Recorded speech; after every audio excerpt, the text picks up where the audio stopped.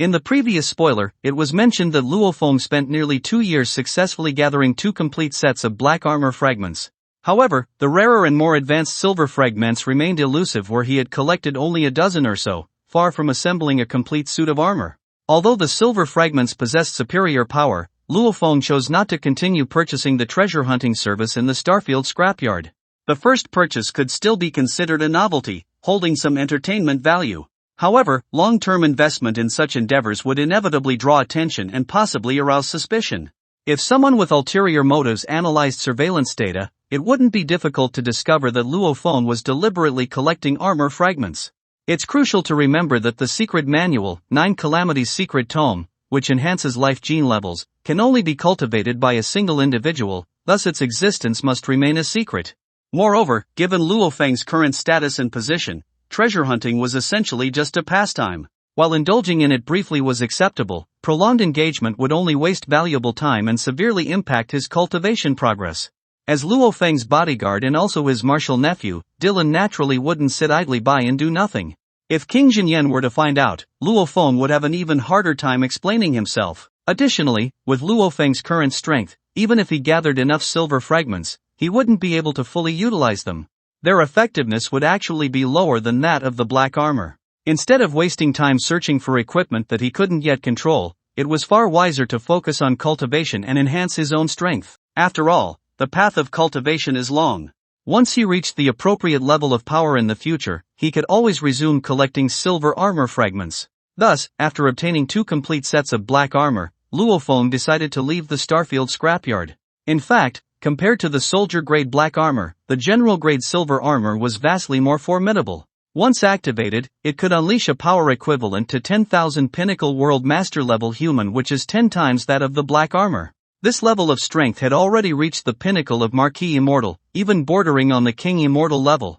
Of course, even the 1,000 times amplification of world master power provided by the black armor was still an immense boost for the current Luo Feng, whose golden horned beast was only at the 6th rank of the world master level.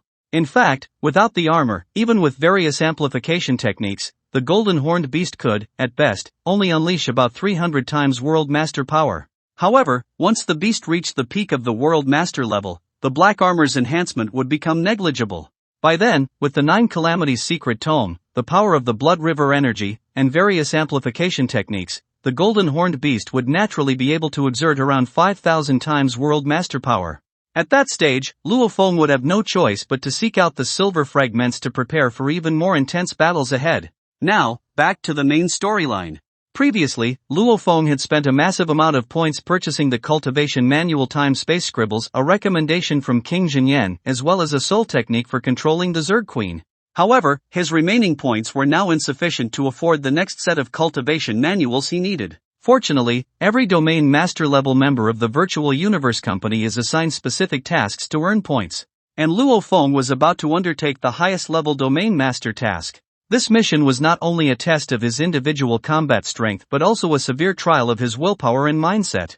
After all, as one's status rises, so do the temptations one faces. If his will wasn't firm enough and his conviction wavered, then he wouldn't be worth the company's investment of vast resources. His position within the Virtual Universe Company would also drop significantly. It's important to understand that those lacking strong willpower and mental resilience are easily manipulated, especially on the extraterritorial battlefield. When faced with life and death situations, they are more susceptible to being swayed by enemy forces, and some even betray the human race to become enslaved souls of other races. If that were to happen, wouldn't it mean that the Virtual Universe Company had wasted an enormous amount of resources nurturing powerhouses for alien races? Such an outcome would be nothing short of an enormous joke. The points-based mission that Luo Feng was about to undertake consisted of 4 interlinked stages. Only by achieving a designated completion rate could he unlock the next stage, otherwise, the entire mission would be terminated. However, this structure was not particularly favorable to the executor, as the completion rate was not determined by explicit rules but rather by the subjective judgment of several universe venerables under the Virtual Universe Company. This meant that Luo Feng's approach and decision-making during the mission could influence the universe venerables' perception, potentially leading to a failed assessment. Luo Feng's first task was to deliver judgment upon the high-ranking members of a certain slave organization within the Qianwu universe country.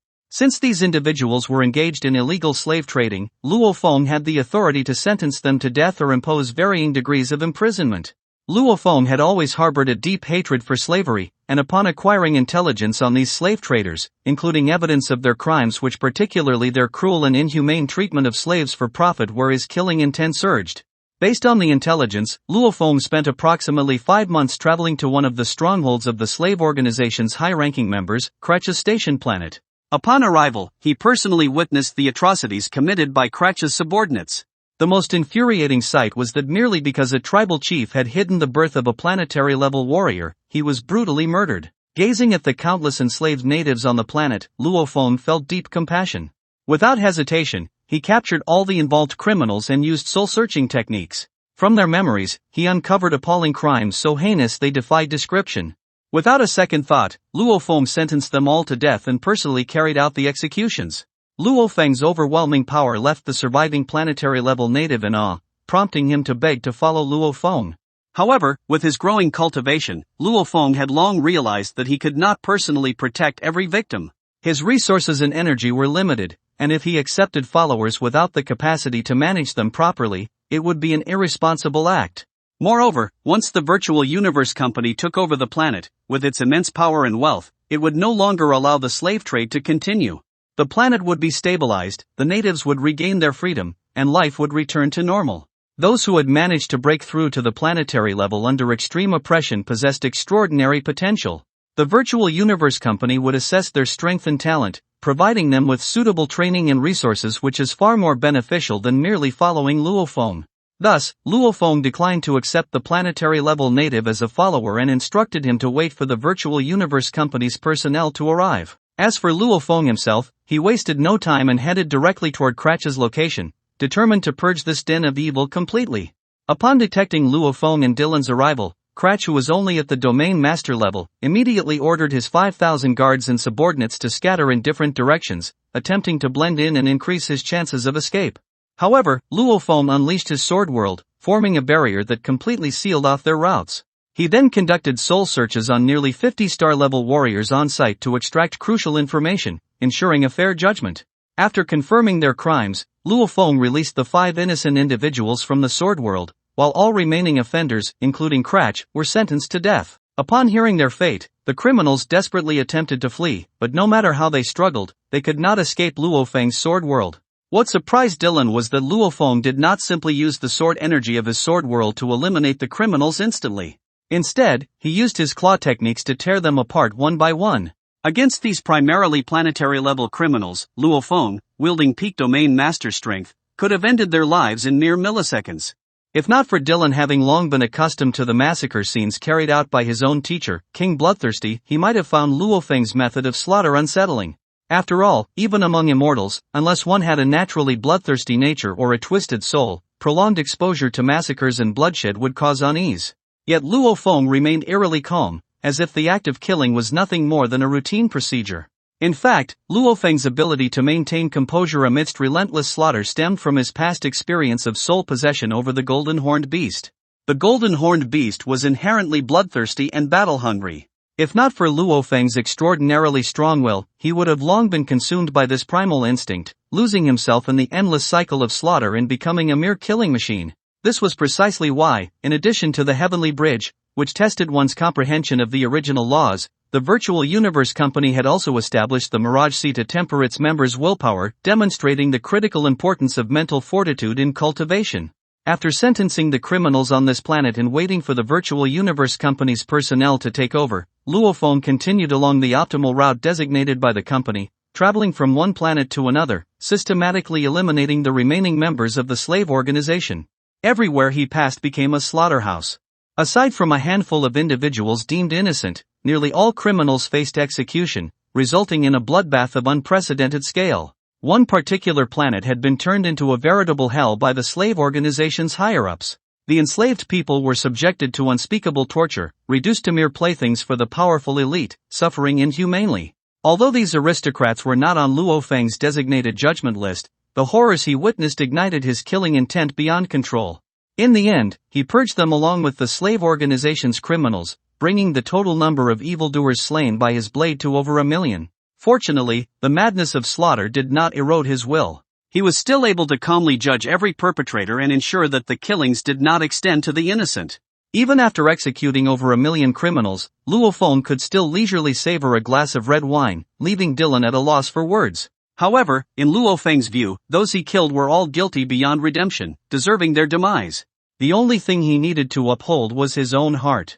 However, such a bloody scene would likely be cut or adapted again in the animation, just as it was when Luo Feng, in the Qianwu Universe country, led a legion alongside the Golden Horned Race's forces to purge human traitors in a massive slaughter. To avoid excessively cruel and gory visuals on screen, those scenes had been toned down. What do you think? Should the scene of Luo Feng executing criminals with his bare hands be kept in the adaptation? Feel free to share your thoughts in the comments. Returning to the story, seeing that Luo Feng remained steadfast in his heart, unwavering in his will, Dylan paid no attention to how the universe venerables judged his actions or assessed his mission completion. As a warrior who had long been accustomed to war and slaughter, he was thoroughly satisfied with Luo Feng's performance. After all, the universe was filled with bloodthirsty individuals, but what was truly rare was someone who could maintain compassion for the weak amid slaughter, refrain from indiscriminate killing, and yet fear no authority. This quality was the most precious form of resilience on the battlefield. In the extraterritorial battlefield, slaughter was constant. Only those who could maintain unwavering conviction in the face of death threats and never doubt themselves were truly trustworthy warriors. If someone hesitated at the moment of life and death, or worse, feared death itself, they could easily betray the human race, defecting to enemy factions and becoming traitors. Such individuals were like ticking time bombs hidden within humanity. The reason this slave organization was able to run rampant in the Zuilang Starfield with such impunity was because its leader, Pan Shi, was a world master. In the territory of a mid-level civilization, a single world master was enough to rule as king, let alone in an ordinary star system. This was precisely why the slave organization had been able to rise so quickly, growing strong enough to rank among the top 50 forces in the entire Starfield. Although Pan Shi himself had not directly participated in the brutal exploitation and inhumane abuse of slaves, spending most of his time secluded in harsh environments to cultivate and improve himself, Luo Feng still believed that Pan Shi was the one most deserving of death among the slavers' upper echelon. The reason was simple: Pan Shi was once a slave himself. He had barely escaped the slavers' grasp before being implanted with a biochip. Originally, he should have been the ultimate victim who despised the slave system the most. However, after breaking through to the universe level, he chose to slaughter the slavers in revenge only to take their place and become the new leader of the slave trade. By relying on the immensely profitable slave trade, he rapidly accumulated vast cultivation resources and eventually grew into a world master level powerhouse. What was even more despicable was that Pan Shi devoted almost all his time and energy to cultivation, never intervening in his subordinates' atrocities, and even tacitly allowing them to brutalize their slaves. He knew full well how the slave system shattered countless families where he himself had suffered under it, but yet he still chose to walk down this path of evil. In order to secure an endless supply of cultivation resources, he was willing to abandon all morality, becoming the very person he once hated most. Just imagine, his organization had enslaved billions, tearing apart families in numbers beyond comprehension. Thus, Luo Feng sentenced Pan Shi to death without hesitation, feeling no remorse whatsoever. However, according to Virtual Universe Company's regulations, Luo Feng was not allowed to rely on Dylan or his World Master level guards to assist in capturing Pan Shi. Having a Domain Master level 9 warrior execute a World Master level 3 powerhouse, only a powerful force like the Virtual Universe Company or the Huge Axe Dojo would dare impose such a brutal trial on their geniuses. Since Pan Shi spent most of his time focusing on cultivation and was willing to invest heavily in purchasing powerful secret techniques, coupled with his exceptional talent, his combat strength far exceeded that of others at the same level. Although he was only at World Master level 3, his true strength surpassed that of Si Yong, who had already reached World Master level 5 on the Blood River continent. As a result, even when Luo Feng unleashed his most powerful attack, he was still unable to suppress Pan Shi and gradually began to fall into a disadvantageous position. After all, his comprehension of the original laws was not yet sufficient to bridge the power gap between them. During their battle, Pan Shi's attacks even shattered Luo Feng's bones. Seeing Luo Feng being forced back repeatedly, Pan Shi made a decisive move where he summoned a World Master level 9 plant lifeform, hoping to capture Luo Feng and use him as a bargaining chip to escape. However, Luo Feng immediately countered with his Mo Yun Vine. Although the Mo Yun Vine was only at World Master level 6, its superior species quality quickly allowed it to suppress Pan Shi's low-grade plant lifeform, forcing it into retreat. Sensing that the situation was turning unfavorable, Pan Shi immediately summoned another plant lifeform, the 9th-tier World Master level Shaluo Flower, to counter Mo Yun Vine. It is worth mentioning that while Mo Yun Vine is renowned for its astonishingly superactive cells, the Shaluo Flower is famous for its formidable offensive power and devouring capabilities. Seeing that the battle was tilting against him, Luo Feng promptly ordered Babata to control the Yun Mo spaceship and the automaton ship to launch an assault. It is important to note that the physical toughness of a World Master level lifeform is roughly equivalent to E-grade metal, while F-grade metal far surpasses it in hardness. Moreover, the Yun Mo spaceship had undergone secret engravings to reinforce its sharpness, making it incomparably lethal. Under its slashes, the Shaluo Flower was as helpless as straw against a scythe, offering no resistance whatsoever. Combined with the relentless bombardment from the automaton ship, Pan Shi ultimately could not escape his demise. Despite Pan Shi's death, the fact that he possessed two 9th-tier World Master level plant lifeforms left Luo Feng with lingering doubts.